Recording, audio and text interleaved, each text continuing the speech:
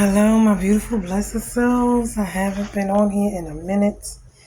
Had a lot going on. Keep me in prayer, my family. I don't know if you guys know.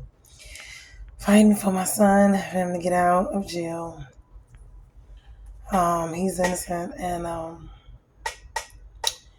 fighting in the natural and in the spiritual. And when things like this go on, it is a battle. In the physical and in the spiritual. It's what I can say.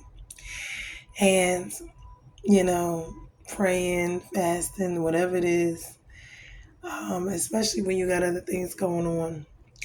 Please understand, that just outside of him and finances and emotional and physical, financial, with family, with friends, outside of this also, it gets to be a lot. But needed some rest, needed God to refresh me, needed to lay at his feet for a while because, you know, when you going through these things, that's when you have to really get closer to God. Situations like this brings you to your knees. It brings you to God. Literally, it does. And it forever changes you. And sometimes it's a little good, sometimes it's a little bad because you'll find yourself, see yourself in these situations and how you deal with them. If you're upset, if you're this, some things need to come out and God will take them out. But seeking Him wholeheartedly, praising and worship, because it's been hard for me to do that. It's been hard for me to get on here and do this. Why? I'm drained. I'm tired, And I know in his word, during those times, I need to hide in the safest place in the world, in his arms, with him, and in his will. So that's what I had to take some time out and do. But I did want to share, some of what is going on.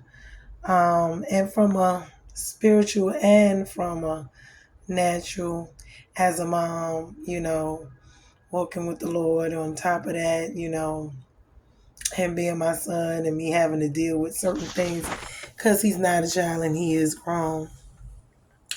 And just allowing them to be out on their own and free, you really would think that this would be a time in my life when I wouldn't have to worry about them. But when they're of age and you can't just send them in their room, this is what happens. They're out there, you love them, but things go on. This is a real world we live in. But I want to go ahead with the message. It's kind of a 2-4. I'm going to kind of blend them. And the only reason I'm doing that is because I'm kind of behind with a lot of stuff. And I need to pick up again. But worshiping wholeheartedly, this one is Psalms 9, 1-6. And it's talking about worshiping, like I said, in trials wholeheartedly. Let me read the actual passages at first. Okay, Psalms chapter 9, verses 1-6. Well, I ain't gonna read all of them. Should I? And then it's gonna be 7-12. So I'm just gonna read all of it. To the choir master, according to Laban, a psalm of David, I'll give thanks to the Lord with my whole heart. I will recount all of your wonderful deeds. I will be glad and exult in you. I will sing praises to your name, O Most High. When my enemies turn back, they stumble and perish before your presence. For you have maintained my just cause. You have sat on the throne, giving righteousness judgment. You have rebuked the nations. You have made the wicked perish. You have blotted out their name forever and ever. The enemy came to an end in everlasting ruins. Their cities you rooted out. The very memory of them has perished. But the Lord sits enthroned forever. He has established his throne for justice, and he judges the world with righteousness. He judges the people with uprightness. The Lord, who is a stronghold for the oppressed, a stronghold in the time of trouble. And those who know your name put their trust in you. For you, O Lord, have not forsaken those who seek you. Sing praises to the Lord, who sits enthroned in Zion. Tell among the peoples his deeds. For he who avenges blood is mindful of them. He does not forget the cry of the afflicted. So that says a lot in itself, as we can see. Just wanted to pick out a few things. Like I said, sometimes, when you're going through things, it is hard to praise and praise wholeheartedly. You do get tired. You do get weak, I would say. Whether it's, in your natural, in your spiritual, or both, sometimes we need to take a break. We need to rest. And we need to rest in Him, because He is the one that's going to replenish our spirit, our soul, and give us back, the energy that we need to get up again and go back out and continue to live and learn and grow through these experiences. So praise Him for who He is and not what He does. That's Philippians 4:4.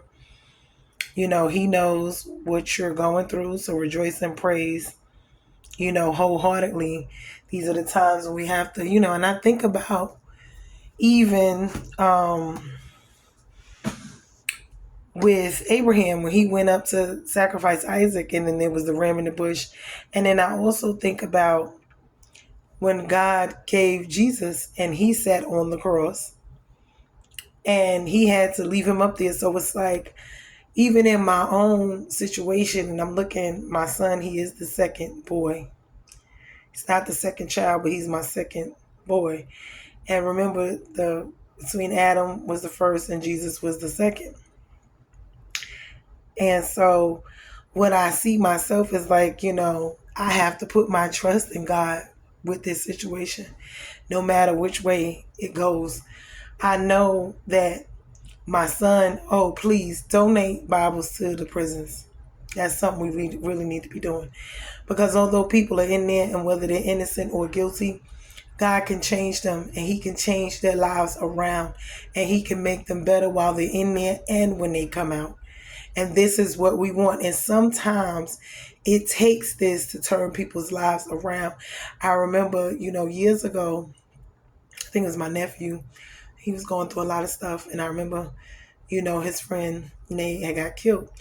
And I was saying to myself, Lord, and I kept praying. I said, Lord, if you got to put him in jail, I'd rather he go to jail than to be in the grave.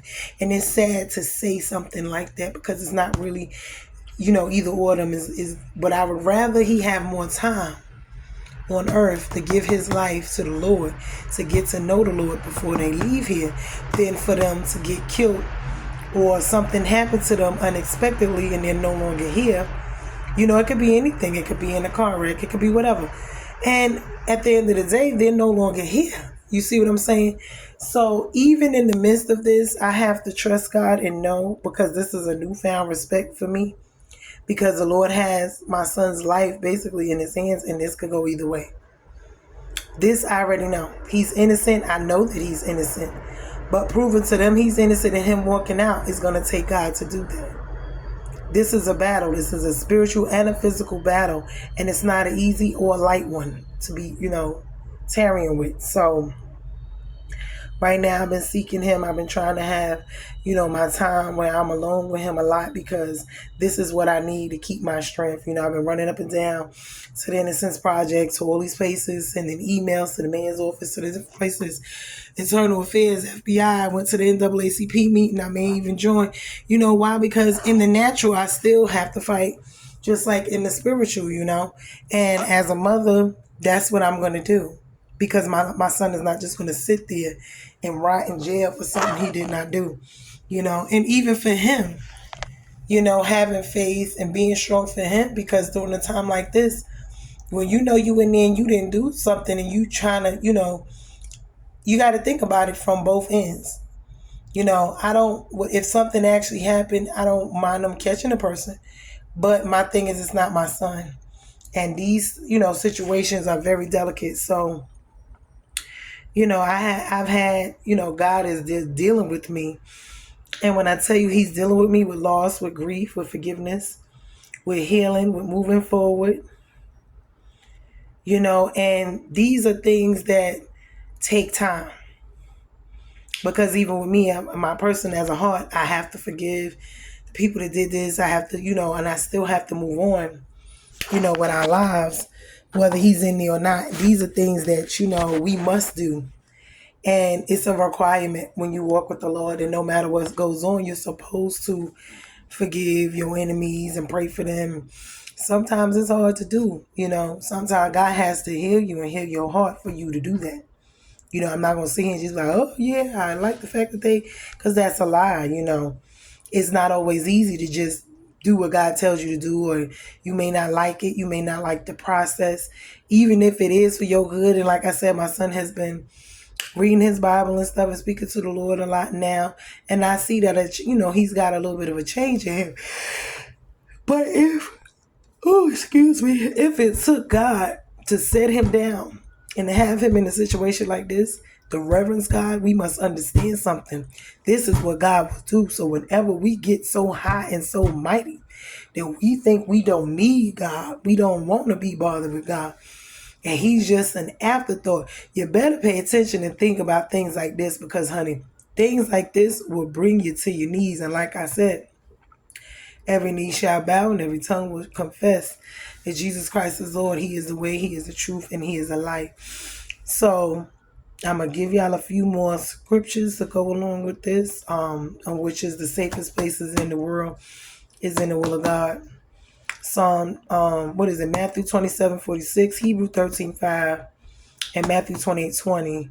Oh yeah, of course, Isaiah 55:6, which seek him with the desire to know him better. And that's just for yourself, because in times like these, this is what I'm doing. I have to seek him to know him for me and know him better, because guess what? Money, riches, all of that may come and go, but things like this, situations like this, is going to take more than money. It's going to take more than a lot of things. You see what I'm saying? And at the end of the day, what I want from God is not just materialistic things. I want healing for myself.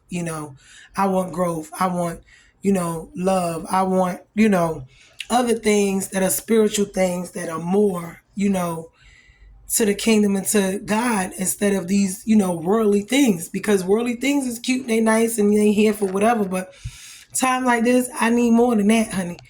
Time like this, a car sitting outside is wonderful, but my emotional, my physical, my mental state is not, focused on that. You see what I'm saying? Because this is not an issue where I would be focused on something like that. That was not the time for that. This is what I tell people all the time.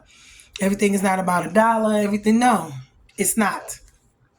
When you're going through certain things in life, that's the last thing on your mind. Sitting around and changing, because God is changing me even through this situation.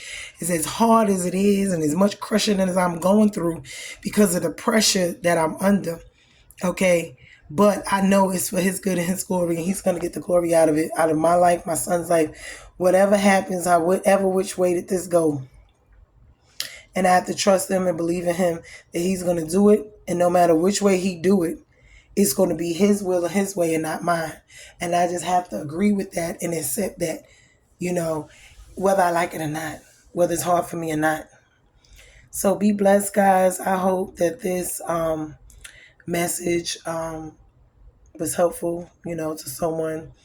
I know me just going through it myself and being able to, just talk about it right now, because I am a little tired. I am, frustrated. I am, been calling around and doing all this. And I know that I got to let God handle it. But there's some things that I have to handle here in the natural too, you see. But anyway, y'all be blessed. Like I said, keep me in your prayers. I hope that this helps someone. My son's name is Anajia Rocker. He is in, the Pickens County Detention Center in Easley, South Carolina, which is Pickens County, South Carolina. I have been trying to get his story out, because everything about his case is just crazy and weird and doesn't make any sense at all, because these people are just making up stuff as they go. But he is sitting there, $100,000 bond, and it is because of a rape and a so-called kidnapping, which we still don't know who the person is, don't know when it happened, don't know anything about it yet. He doesn't have a lawyer, $100,000 bond, but it's one of the racist towns you would ever want to go to in the South. And no one wants to be bothered Folks don't want to take the case. They don't want to help do nothing because they already know how that county, that little town is when it comes to them, their racistness and their whole demeanor in that place. Every time I talk to somebody about even the people down there in Greenfield, they're like, what? Easily Pickens? Oh no, they don't want to be bothered. But you know that there's a reason for that. That's just not no, they're known for stuff like that. See? And nobody wants to take it. Nobody wants to be bothered, and it's sad. But God is going to do it, and he's going to get the glory out of it. It won't be me. It won't be man. It's going to be him. And when it's all said and done, he's going to do it. And he's going to get all of the glory out of it. And I thank him so much. I just got to wait and be patient and watch and see to him. He's going to be God. But I love you guys, and I hope that this was a blessing to someone. Like I said, it's blessing me. I'm getting through it. Keep me in your prayers. My son in your prayers. His spirits is, to keep his spirits lifted in mine. In Jesus' name. But I thank you, and I'm going, you beautiful souls. I hope that this word was a blessing to you. I will be getting more out as I can. I know I'm a little behind and backed up, but I needed some time, and I needed some rest too, and I needed to rest basically in my Father's arms. Wow, I just needed that. But I love you. Be blessed. We are bruised and not broken. Thank you in the name of Jesus. Bye-bye.